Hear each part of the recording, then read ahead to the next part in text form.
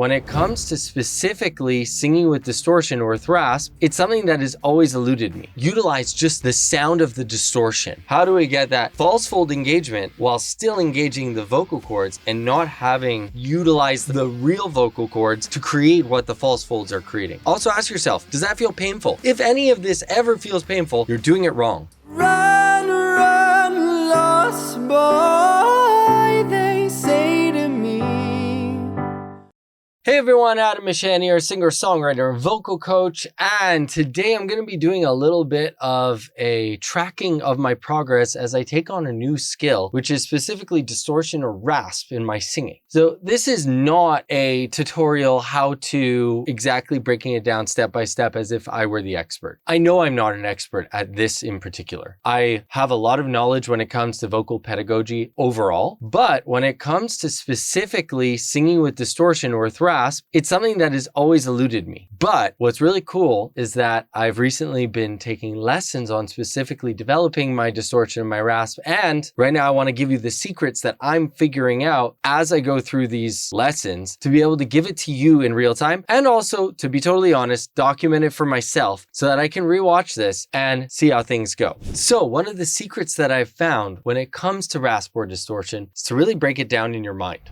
What you're going to find here is the vocal cords that are right over here where my finger is pointing. Right above, there's two folds that they come together, and they're folds of skin that come together. They don't actually vibrate. They just create disturbance in the sound that's created from the vocal cords. So when we're creating distortion, we've got the vocal cords creating sound, and then right above that, we have the distortion mechanism, which is something that is pretty eye-opening when you first figure that out. So having not really understanding what that really is, I learned that through lessons that I took, and coming from the world of singing, I knew that. But at the same time, I wasn't 100% clear on what that means. And so what it means, and the secret to figuring this out, is to utilize just the sound of the distortion without actually activating the vocal folds themselves. If we could just activate those false folds, then we will be able to create sound that is distorted and we won't hurt ourselves. And that's always been a struggle for me, but you guys will get the benefit of kind of watching along as I progress. So the first thing that I want you guys to do, myself to do, and what I figured out is to inhale. And when you inhale, try to engage those false folds. So you probably already have done this as a kid.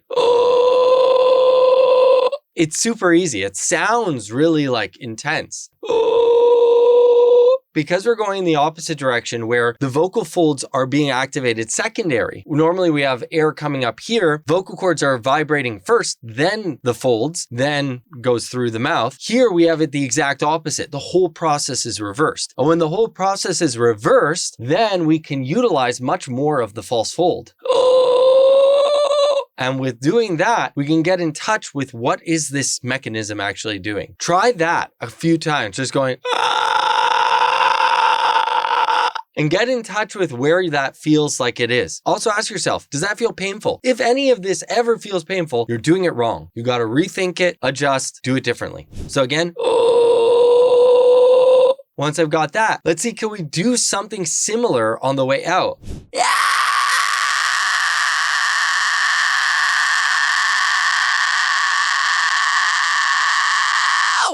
So there, I'm not hurting my throat at all. It's purely above the vocal folds that's happening, and I can feel how that's separate. Yeah!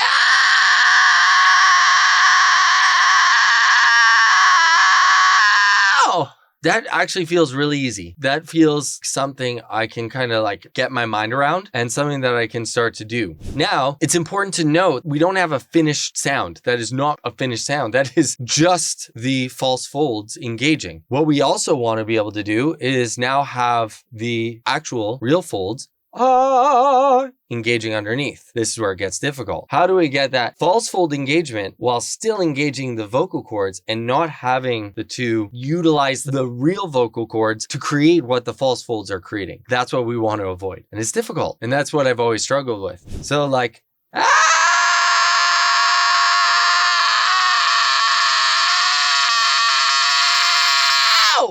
yeah, it's something that is coming. definitely still coming along, and I don't want to keep doing this. This is a really good lesson for all of you who might be following along with me. When you've got that and it starts to hurt, stop. Like, now is my time to stop so I don't hurt myself and I can keep on practicing, because I want to give my voice time to, number one, let the proper good stuff that I've built into my muscle memory, finding that vocal fry into my muscle memory, and then also not damage my vocal cords. This will be something that I'll update you guys on the next time, when hopefully I'm a little bit further along in developing this skill. So I hope this helps in some way for anybody out there that's trying to develop rasp in your voice. This is how I'm going about it. I could be going about it totally wrong, but it's a learning process and I want to share it with you guys. Thanks so much.